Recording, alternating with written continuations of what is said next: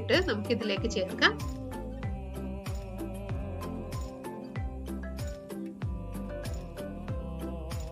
ഇനി നമ്മൾ ഇതിലേക്ക് ചെറുതായിട്ട് പൊടിച്ചു വെച്ചിരിക്കുന്ന വലിയ ജീരകം കൂടെ ചേർക്കാം.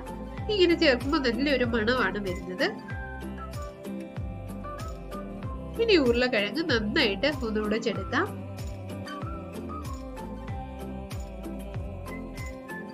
നമുക്ക് ഇതിലേക്ക് 2 ടേബിൾ സ്പൂൺ റവ ചേർക്കാം. 1 സ്പൂൺ അരിപ്പൊടിയും കൂടെ ചേർക്കാം.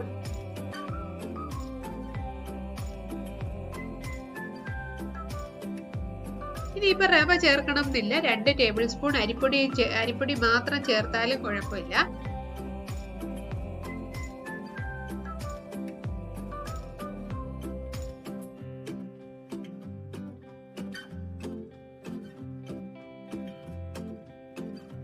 കറക്റ്റായിട്ട് മിക്സ് ആയിട്ട് വന്നില്ലെങ്കിൽ അല്പം റവയോ അല്ലെങ്കിൽ കുറച്ച്